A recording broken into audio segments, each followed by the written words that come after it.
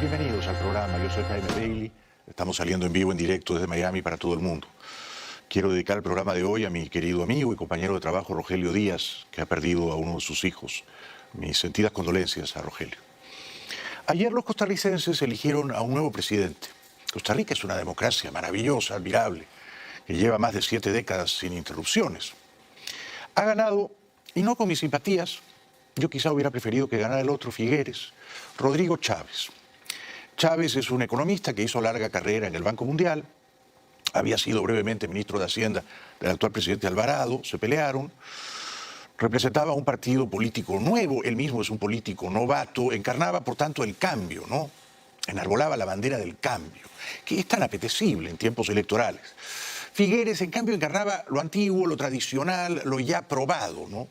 Quizá por eso Figueres ha perdido y Chávez es indudablemente el ganador.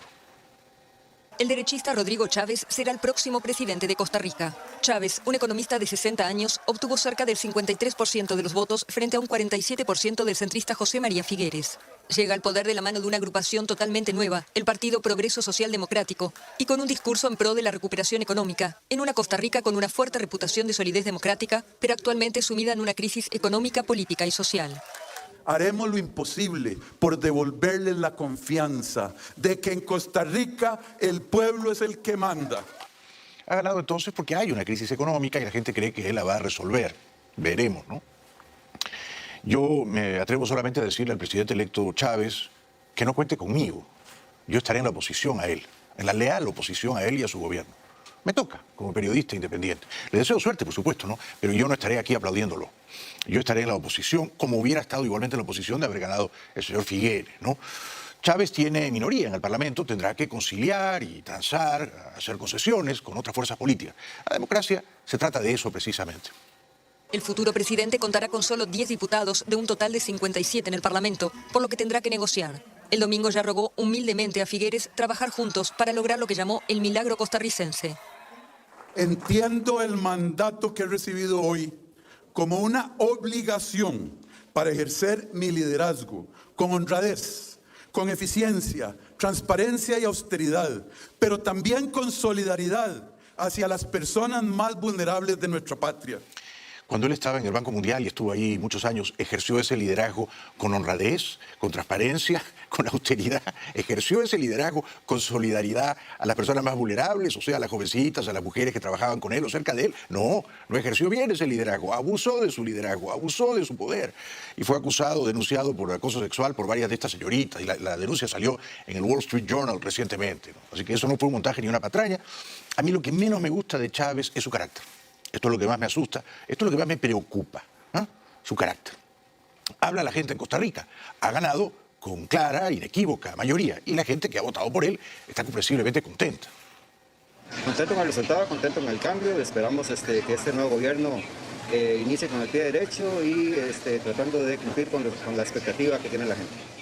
Contento, feliz, porque otra vez ejercimos el derecho a la democracia que tenemos todos los costarricenses, privilegiados en el mundo, esperando que este nuevo presidente trate de mejorar o arreglar las cosas que están sucediendo en el país actualmente.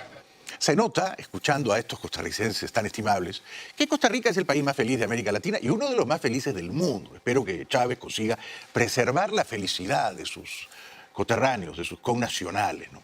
Algunas mujeres, naturalmente, están crispadas o decepcionadas porque las denuncias de que Chávez había sido, en sus tiempos de funcionario del Banco Mundial, un tanto patanesco o canallesco con señoras o señoritas que trabajaban para él o cerca de él, bueno, por lo visto estas denuncias no mellaron la credibilidad del candidato o no hundieron al candidato.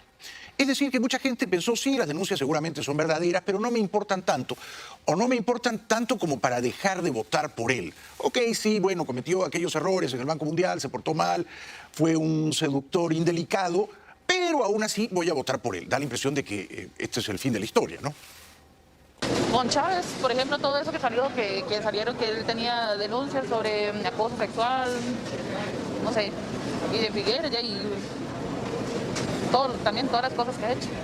Igualmente, bueno, la verdad me sorprende porque para tener tantos votos tuvieron que votar muchas mujeres y me sorprende que no queramos avanzar porque para mí esto es una machista. Sí, el país no quiere progresar. Sí, comprendo el punto de esas jovencitas tan encantadoras de Costa Rica, pero por lo visto a muchas mujeres no les ha importado la denuncia o no la han creído. Quizá les ha resultado más o menos irrelevante, ¿no? Cambiando de tema, el presidente Biden hoy se ufanó, se jactó de haber llamado criminal de guerra, y por supuesto no ha exagerado, ni un pelín, ¿no?, al déspota de Moscú, al inefable señor Putin. I remember I got criticized for calling Putin a war criminal. Well, the truth of the matter, we saw what happened in Bucha. This warrants him, he is a war criminal. But we have to gather the information. We have to continue to provide Ukraine with the weapons they need to continue the fight. And we have to gather all the details so this can be have a war crime trial. This guy is brutal. And what's happening in Bucha is outrageous. And everyone's seen it. No, I think it is a war crime. Are you going to do more sanctions on Russia? I'm seeking more sanctions, yes. I'll have time to announce that to you. Está buscando más sanciones. Mientras Alemania e Italia sigan comprándole gas a la Rusia genocida criminal de Putin, pagándole a Putin, al banco estatal ruso Gazprom, $850 millones cada día por el gas natural ruso. 850 millones de dólares cada día. No lo digo yo, lo dice el New York Times el viernes pasado. Entonces Putin no tendrá ningún apuro en detener esta guerra que por otra parte va perdiendo. Rusia va perdiendo la guerra en Ucrania. Contra todo pronóstico, no pudo capturar Kiev. Se está replegando, se va a concentrar en el Donbass, en la región oriental de Ucrania. Pero claro, mientras los alemanes sigan haciendo negocios con el matarife de Putin, mientras tengan el insolente cinismo de hacer negocios con Rusia, mientras el dictador ruso desata un baño de sangre inocente en Ucrania, entonces Putin se va a morir de risa de las sanciones occidentales. Se muere de risa porque no le hacen ni cosquillas. Ahora, cuando Alemania e Italia dejen de comprar el gas a Rusia y Putin deje de recibir casi $1 billón cada día de Alemania y de Italia, ahí cambia el juego, ¿no? ¿Qué esperan entonces Alemania e Italia para tomar esa decisión? ¿Qué esperan? Por otra parte, hoy que se han conocido los horrores, las atrocidades, los centenares de cadáveres de civiles apilados en la calle de Bucha, en las afueras de Kiev, ¿correspondía que el presidente Biden en una reunión con la industria de los camioneros hiciera bromas? No tocaba hacer bromas. Estamos viviendo la Tercera Guerra Mundial, y no exagero, porque el mundo entero contempla, gracias a las maravillas de la tecnología, lo que está ocurriendo en Ucrania. Esa guerra nos atañe a todos, nos remueve nuestras fibras íntimas sensibles a todos. No toca que el presidente Biden se convierta en un humorista en el contexto de una Tercera Guerra Mundial, y se convierte en un humorista y se echa a contar anécdotas triviales, frívolas, sobre cuando él era niño y su papá tenía una tienda de autos y él salía a manejar un auto. No toca usar ese discurso livianito ahora. I remember, I'm going to digress for 1 second. I got a commercial license because my dad used to run an automobile agency. And I used to have to go up to the body shop up in Philadelphia from Wilmington. And when they'd order a trailer or a cab, they'd sell the cab. And so I had to have a license to be able to drive it up and back. And so during the trucker strike years later, when I was a young senator, there was a guy who ran steel from Deemer Steel out to Ohio. And so I decided to ride out with him, see what it was like on the strike. Yo entiendo que el político, por definición, busca el aplauso, la aprobación, la risa de su auditorio. Yo lo entiendo. Pero hay momentos para hacer discursos graciosos y hay momentos para no hacerlos. Ahora es un momento para hablar en serio. Si no se habla en serio, casi mejor no hablar, ¿no? Porque salir a contar chistes y decir, sí, yo en aquella ocasión una huelga de camioneros y conocí a la primera camionera que nunca había visto en mi vida, no es el momento para que Biden incursione en el azaroso territorio de la comedia. And I was driving, going through Shiloh, Ohio, and his handle was Big Ten. And remember, all the truck stops were being blockaded at the time during the strike. And he called. He said, "Big Ten wanting to come in." I forget exactly how he said it. And the only woman truck driver I ever knew I met that day, she said, "This is Big Mama, no room." Swear to God, true story. Swear to God. He said, "I've got a United States Senator driving my truck." She said, "I got the damn president in mind. So what?" I'll never forget that. I was a very powerful guy. Anyway, that was the first woman trucker I've met. No sé si fue gracioso o no fue gracioso, mucha gente se rió. A veces reírse también es una expresión de cortesía o de gratitud a la gente que lo acompañaba. Pero a mí me parece que las circunstancias mundiales ameritan que Biden, si va a hablar estos días, hable en serio y hable de lo que realmente importa. No de cuando conoció a una mujer camionera hace décadas, no. hable ahora de qué va a hacer Estados Unidos y qué van a hacer sus socios europeos para dejar de comprarle gas natural a Putin. Este es el tema de fondo. ¿O qué nuevas armas eficaces le van a dar al gobierno de Ucrania? De esto tiene que hablar Biden y no contar chistes de cuando era niño o jovencito y la huelga de camioneros. No toca. El portavoz del Pentágono, que al menos habló de lo que tenía que hablar, reveló que Biden había tenido una conversación telefónica con el ministro de Defensa de Ucrania. De esto hay que hablar ahora, no hacer chistes de camioneros. Today, the Secretary did speak with the Ukrainian Minister of Defense, Alexei Reznikov, to again reaffirm our support for Ukraine. He reiterated the U.S. commitment to the provision of additional defensive assistance to bolster their capacity. He, of course, also expressed outrage at the apparent atrocities that were committed by Russian forces in Bucha across Ukraine and reiterated the U.S. commitment to using every tool available to help document and share information in an effort to hold accountable those responsible. And, of course, they have stayed in close contact and they will continue to stay in close contact. No sea pusilánime, señor Kirby. No sea pusilánime. No diga aparentes atrocidades cometidas por los rusos en Bucha. No son aparentes. Son documentadas, probadas. Las fotos satelitales que ha exhibido el New York Times hoy demuestran que esos cadáveres estaban en las principales vías de Bucha hace días, hace semanas, desde por lo menos el 5 de marzo. Y estamos a abril 4. O sea, llevan semanas y quizás hasta un mes esos cadáveres tirados en las calles de Bucha. Se puede documentar eso. Porque claro, Rusia dice que todo es mentira, que son cuerpos que los ucranianos han tendido simulando que son muertos cuando no son muertos y que es un montaje, una fabricación, una patraña ucraniana. No son aparentes atrocidades, señor mequetrefe, señor pusilánime. Son probadas atrocidades, probadas. Zelensky estuvo en Bucha, que es cerquita de Kiev, cerquita, y constató cómo los rusos al retirarse han dejado todo destruido. Y da la impresión de que esta es la estrategia de los rusos, ¿no? Destruir e irse. No intentan quedarse. Destruyen, rapiñan, violan, torturan, matan y cuando todo es tierra arrasada, se van. El presidente ucraniano Volodymyr Zelensky acudió el lunes a Bucha, ciudad cercana a la capital Kiev, recientemente retomada por las tropas ucranianas. Al recorrer una calle de la localidad donde el fin de semana se descubrieron cadáveres de civiles, el mandatario acusó a Rusia de haber cometido crímenes de guerra.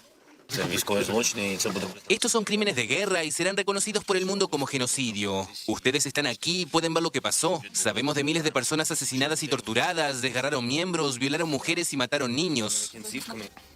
Es un horror. Las imágenes son devastadoras, escalofriantes. No me queda claro si los rusos se van porque Ucrania los derrota militarmente o si se van porque su misión era destruir y luego escapar. Esto es lo que no me queda claro. El ejército ruso ocupó Bucha desde el 27 de febrero y durante más de un mes no se pudo acceder a la localidad. El sábado, periodistas de la France Press vieron los cadáveres de al menos 22 personas vestidas de civil en las calles de Bucha. Entre ellos, cuerpos al lado de una bicicleta o con bolsas de compra a su lado. También vieron un cadáver con manos atadas en la espalda. No se pudo determinar de inmediato la causa de las muertes, aunque 2 personas presentaban una gran herida en la cabeza. Pero se ha podido determinar, lean el New York Times, que esos cuerpos, muchos de ellos están allí hace días, hace semanas. Por lo tanto, la campaña de propaganda rusa, la venenosa, insidiosa campaña de propaganda rusa, diciendo que todo esto es un montaje de Zelensky y de los ucranianos, es falsa de toda falsedad. Ucrania tiene incluso, y los va a denunciar, los nombres de los soldados rusos que han perpetrado estas vilezas, estas abyecciones, estas ruindades en Bucha. Atención, las imágenes que verá a continuación pueden herir su sensibilidad. Tras conocerse la barbarie que tuvo lugar en Bucha, la inteligencia ucraniana ha difundido los datos personales de 1.600 rusos que integraron las tropas que actuaron en la ciudad. Volodymyr Zelensky pidió el apoyo de Occidente para llevar a estos soldados y a Rusia ante la justicia internacional. El presidente visitó este lunes el escenario de la matanza de centenares de civiles. Estos son crímenes de guerra y serán reconocidos por el mundo como un genocidio. Ustedes están aquí y pueden ver lo que ocurrió. Sabemos que miles de soldados mataron y torturaron, desgarraron miembros, violaron mujeres y mataron niños. Creo que esto es más que... Esto es un genocidio. Lo es indudablemente. Y es lo que los rusos han hecho en Irpin también, otro pueblito en las afueras de Kiev, o lo que hicieron en Kharkov, lo que están tratando de hacer en Mariupol y lo que antes habían hecho en Grozny, en Chechenia. Es decir, que entran, bombardean todo, expulsan a la gente de sus casas, algunos se quedan porque no pueden escapar o porque eligen quedarse, y los rusos tratan de destruirlo todo, ¿no? Entran a las casas buscando vodka, se emborrachan, violan a las mujeres, a las jovencitas, matan a todo lo que se mueva, incluso matan a niños, bajan a los depósitos de las casas, asesinan a la gente escondida, guarecida ahí, pero no queda claro si su misión es, una vez que han destruido todo, se quedan o una vez que lo han destruido se van, ¿no? Esto es lo que a mí no me queda claro, porque quizá la orden que les dan es destruyanlo todo y replíguense. En cualquier caso, es bueno que se hayan ido, ¿verdad? Porque quedan las evidencias de los crímenes. Pero yo no sé si se puede afirmar a ciencia cierta, creo que sí se puede afirmar, que los rusos querían conquistar, sojuzgar Kiev y no lo lograron. Y como consecuencia de esa frustración o de esa derrota, de semejante revés militar, entonces se han ensañado con estas poblaciones vecinas. Habla el canciller ucraniano. Ukraine won the battle for Kiev, but the war goes on. We are preparing for the new large-scale offensive by Russia in eastern Ukraine. They will try to capture more territories in Donetsk and Lugansk regions. They will try to entrench and root themselves in the Kherson region. They will try to capture bleeding Mariupol. Una pausa, será breve. Al volver, los relatos de los testigos, de los vecinos, en la castigada, destruida localidad de Bucha, cerca al norte de Kiev, muy cerca de la capital ucraniana, Kiev. Ya regresamos. Bienvenidos de vuelta al programa. Como dijo el canciller ucraniano, Rusia ha perdido la batalla de Kiev. Y la ha perdido en dos poblaciones vecinas. Irpin, que está como a unos 30 kilómetros al noroeste de Kiev. Bucha, que está allá al ladito de Irpin, al norte, a unos 8 o 10 kilómetros de Irpin. Y el aeropuerto de Hostomel, que está al ladito de Bucha, al norte de Bucha. El aeropuerto de Hostomel, que los rusos no pudieron capturar desde el día 1 de la guerra, jueves 24 de marzo. Bucha, que han abandonado, regada de cadáveres, e Irpin, que han abandonado también, expectorados por la heroica resistencia ucraniana. Habla un testigo residente en Bucha. Los actos de barbarie en las afueras de Kiev han marcado a quienes los sufrieron y pudieron ver cómo el ejército ruso destruía barrios y casas día a día. Las primeras explosiones fueron muy potentes. Nuestras ventanas temblaban, el suelo temblaba. Salimos de nuestro bloque porque no entendíamos lo que estaba pasando. No sabíamos qué hacer ni dónde escondernos. ¿Estábamos más seguros en casa o por el contrario era más seguro salir del edificio lo antes posible? Oímos el ruido de los helicópteros, los vimos, pero no pudimos entender lo que pasaba. Esa familia, incluyendo a Olga, la anciana de 94 años, sobreviviente de la Segunda Guerra Mundial, se escondió 12 días en el sótano. Al comienzo de la invasión, María ocultó a su hijo y a su abuela para ponerlos a salvo. Después de 12 días sin agua, gas ni luz, Olga, de 94 años, superviviente de la ocupación nazi de Ucrania durante la Segunda Guerra Mundial, empezó a perder el conocimiento por el frío.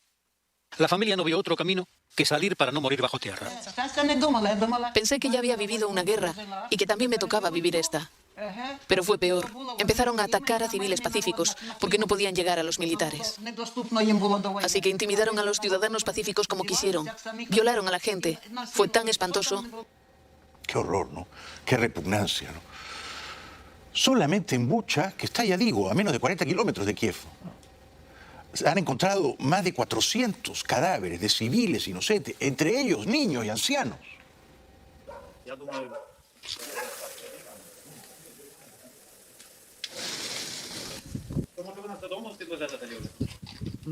Або це останній день, коли вони заходили. Так взагалі, це стоїть чоловік возле того, руки підняв ось на стеколки возле 9-етажки. Взяли, розстріляли. Женщина заходила в під'їзд, вони взяли і розстріляли. Просто так.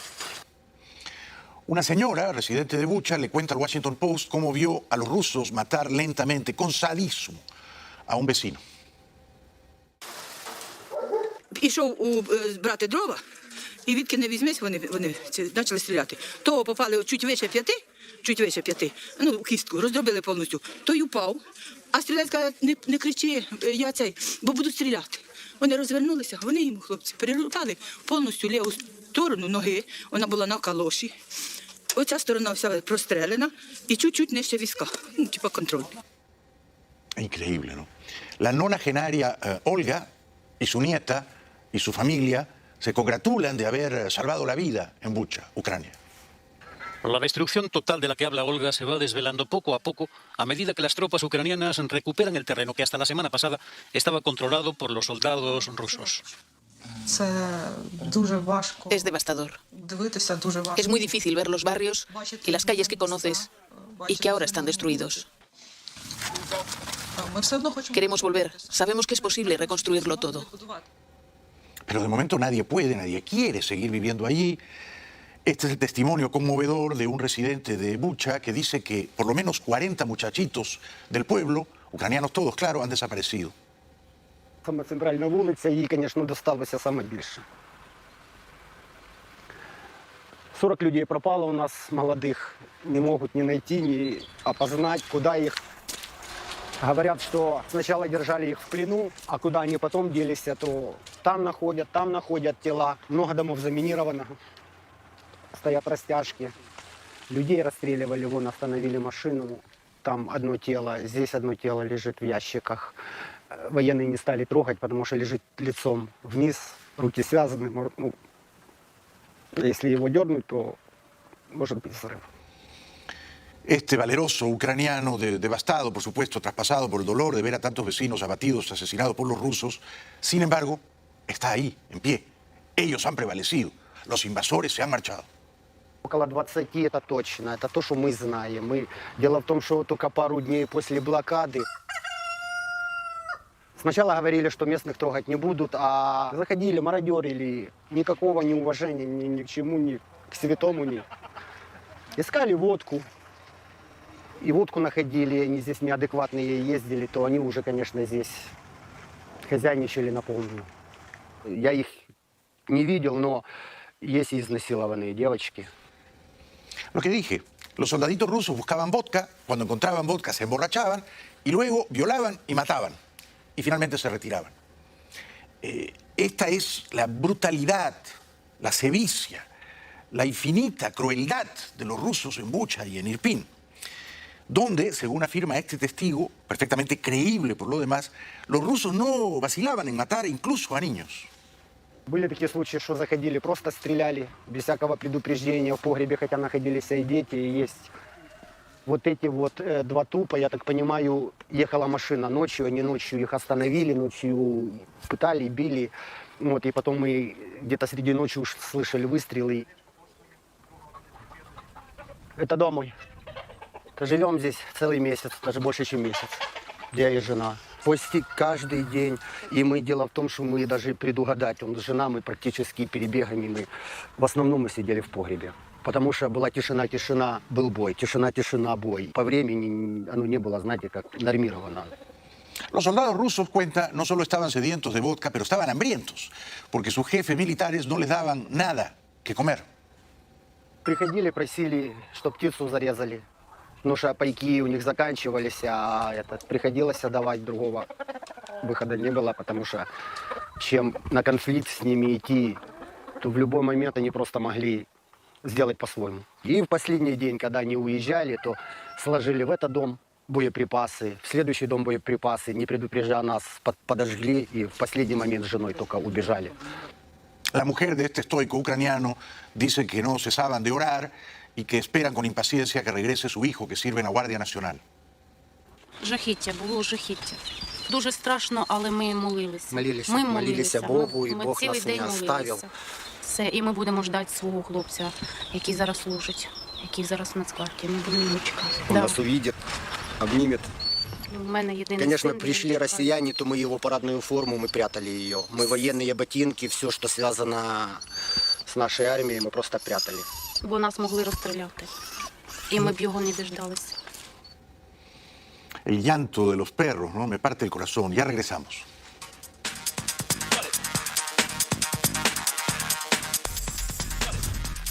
Pero no todas son malas noticias. Hoy Thomas Friedman, en el New York Times, revela que si bien Putin había amasado unas reservas de 600 billones de dólares, la mitad de ellas las tenía en moneda extranjera, en bancos extranjeros, en 6 países. China, Francia, Japón, Alemania, Estados Unidos, Reino Unido. En esas 6 naciones, Putin tenía 300 billones de dólares, la mitad de sus reservas, en moneda extranjera. De esas 6 naciones, solo China no le ha congelado sus reservas. El resto, o sea, Francia, Japón, Alemania, Estados Unidos y Reino Unido, Esos 5 países han congelado las reservas rusas en moneda extranjera, con lo cual de los 600 billones que tenía el dictador de Moscú, ahora solo dispone de la mitad, 300 billones.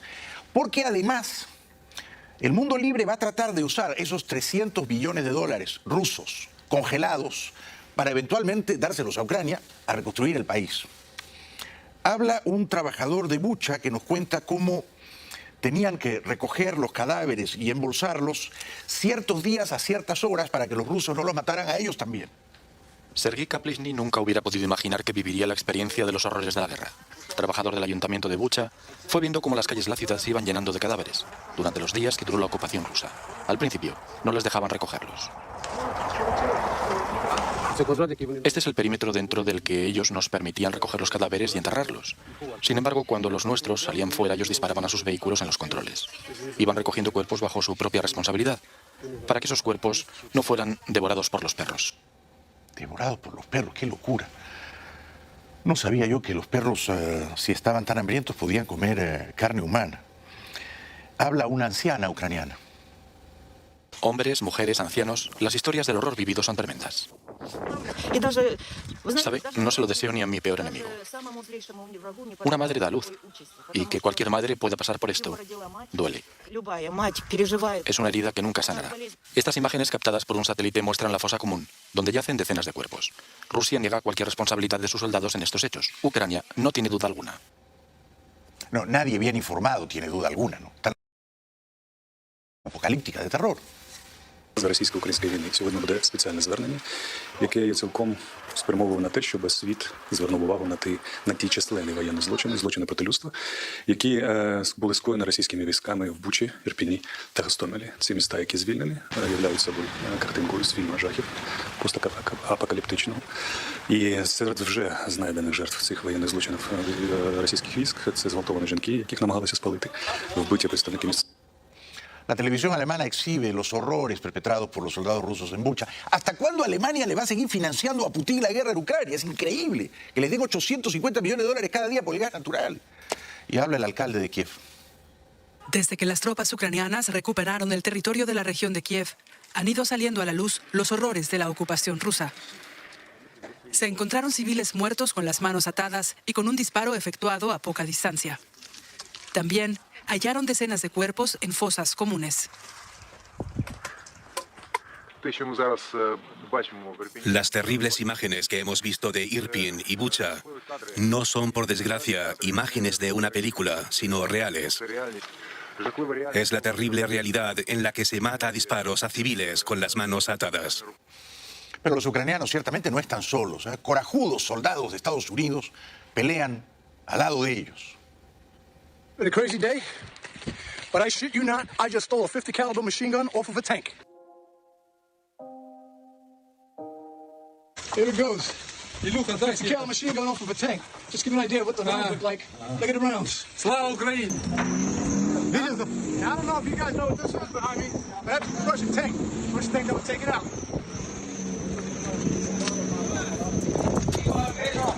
Welcome to America. Welcome to America. Qué campeones, ¿no? Pelean por la libertad y la dignidad de Ucrania, siendo estadounidenses. Some people feel that, they've seen what's happening and they feel like they want to do something, but talk is really cheap, especially in the U.S. It's easy to say that you want to do one thing while you're sitting on your couch and watching it on the television, and then it's a whole other thing to actually offer your support. I have multiple things. I have friends, but also the thing is, there's a lot of evil out there, and I don't like what they're doing to these civilians and what they're doing to all these people. And my boys and me feel the same way about, there has to be justice in this world for people that want to live free. Mis respetos a estos muchachos. Que todos los dioses y todas las vírgenes los protejan, ¿eh? I was working as a combat medic, and we, in our vehicle, hit a mine and blew up. What's the plan now? The plan now is no freaking clue. Well, when you I felt a calling to come here. I felt like it was the right thing to do. I feel like what's happening here, what Putin is doing is evil, and there's no reason to be putting all these people, millions and millions of people, through the suffering and torment that they're going through, and I felt like I needed to be here and try to help in any way that I can. Que los alemanes que le siguen comprando el gas día a día a Putin, 850 millones de dólares cada día, vean estos ejemplos de coraje, de heroísmo, de dignidad. Gente que arriesga su vida, no siendo ucraniana, por la causa de la libertad en Ucrania. Y no está pensando en su comodidad, en dormir calentito, en entibiar el cuarto, con el gas ruso. a casi $1 billón por día que le pagan a Putin. Es que eso no tiene perdón de Dios. El corresponsal del País, Luis de Vega, valeroso este reportero, sostiene, y estoy con él, que Bucha e Irpin de momento son las principales victorias de Ucrania contra Rusia. Los calcinados de decenas de carros de combates del Kremlin significan en esta calle de Bucha lo que hasta ahora Kiev vende como la principal victoria de su ejército frente a la invasión de Vladimir Putin. Localidades como esta, Bucha, junto a otras como Irpin o Ostomel, a las puertas de Kiev, representan la retirada y la derrota de las tropas del Kremlin. En una calle próxima a esta han aparecido en las últimas horas una veintena de cuerpos ejecutados que ya han sido metidos en una fosa común. Las tropas rusas están lejos de aquí. La batalla de la toma de Kiev por el momento está ganada, pero la guerra en Ucrania permanece todavía. El País, gran diario español, recuerda, y yo lo había olvidado, que en el día 4 de la guerra un montón de tanques rusos fueron destruidos por los ucranianos en Bucha. O sea, los rusos entraron 2 veces a Bucha. La primera fueron repelidos. Bucha, 27 de febrero, día 4 de la guerra. Las tropas rusas entran en esta localidad a las afueras de Kiev. Y de forma inesperada, la columna de vehículos militares es arrasada por las defensas del ejército ucranio. Un vecino graba después el campo de batalla. Son las primeras imágenes de una derrota rusa en Ucrania. Las fuerzas de Putin no lo van a olvidar.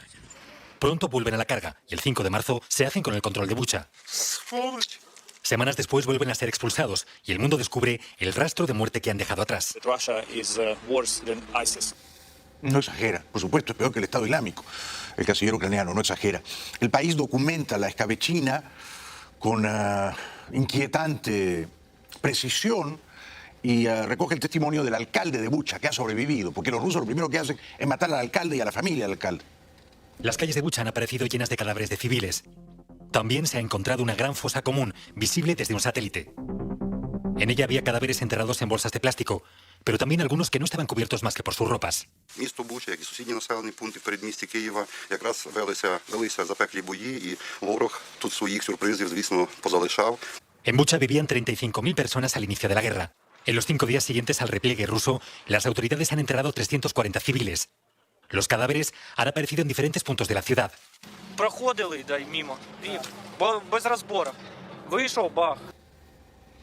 Los loros amaestrados de Putin tienen el hediondo cinismo de decir que esos cadáveres no son gente muerta, que son gente viva que se ha echado ahí para simular estar muerta. Increíble, ¿no? Ya regresamos. Para terminar, y en medio del espanto de la guerra, el amor, la eterna promesa del amor.